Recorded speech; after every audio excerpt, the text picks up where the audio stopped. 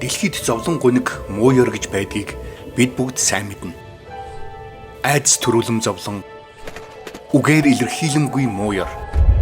Хүн яаж хайраар дүүрэн хязгааргүй хүчрхэг бурхан байдаг гэдэгт итгэх юм бэ? Хэрв бурхан үнэхээр байдаг байлаач түүнийг яагаад хүндлэн мөргөх гэж?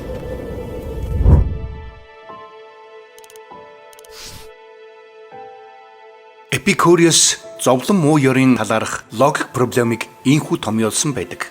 Хэрв бурхан муу ёрыг зайлуулахыг хүсвч чадахгүй байгаа бол тэр үнэндээ хязгааргүй хүчит биш юм.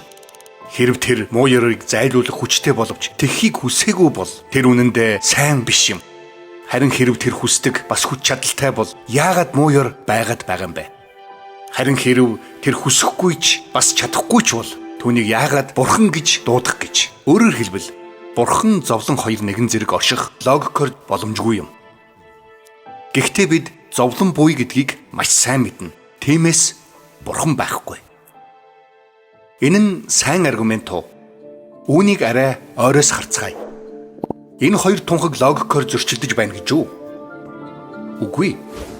Харин энд логикоор зөрчилдөж буй хоёр тунхагийг жишээ байна. Давид нэгэн зэрэг гэрэлсэн бас ганц бие байх боломжгүй.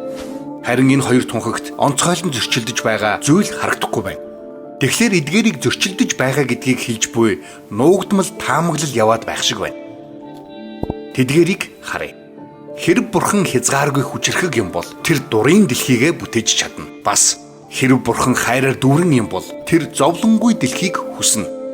Тэгэхээр хязгааргүй хүчрхэг хайраар дүүрэн бурхан байгаа бол логикоор зовлон байхгүй байх ёстой. Гэтэл зовлон байгаа болохоор бурхан байхгүй байх ёстой гэсэн дүгнэлтэд хүрч байна. Гэтэл атеистуудын энэ хоёр нуугдмал таамаг нь үнэн үү? Эхний таамгийг харъя. Бурхан дурын дэлхийгээ бүтээж чадах уу? Тэр чөлөөт сонголттой хүмүүсээр дүүрэн дэлхийг бүтээе гэж хүссэн байвал яах вэ?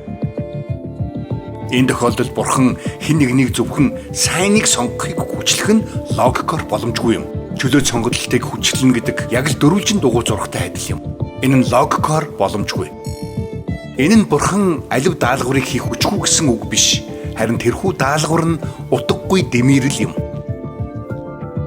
Тэгэхээр ёс суртахууны сайн зүйлийг банк чөлөөтэйгээр сонгодог хүмүүстэй дэлхийг бүтээн гэдэг нь биелэлшгүй зүйл юм. Тиймээс эхний таамаг үнэн биш байх нь. Ингэснээр аргумент нэцагдж байна. Харин хоёр дахь таамаг нь хэр бол?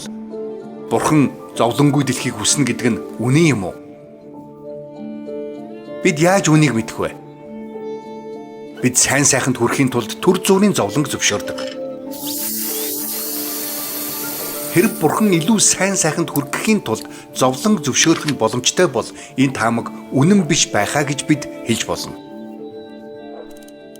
Зовлон нь логик проблемтэй гэдгийг батлахын тулд атеистууд чөлөөт сонголт байх нь логикоор боломжгүй гэдгийг харуулах хэрэгтэй.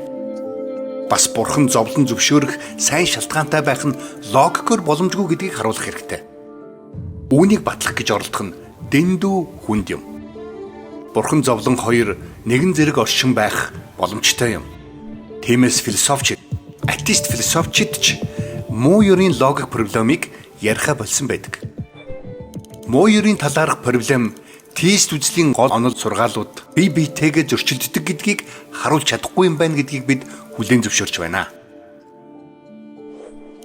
Зарим философчид муу ёрын оршин буй нь бурхны оршин буйтай логикоор зөрчилдөж байна гэж маргадаг. Миний бодлоор хинч тийм туйлширсан үзлээ амжилттайгаар баталж чадаагүй. Логик аргумент дампуурсан гэдгийг одоо бүх тал хүлээн зөвшөөрсөн. Гэхдээ энэ бол бидний ярианы төгсгөл биш юм. Бид муу ёрын магадлалын проблемын талаар ярилцах болно.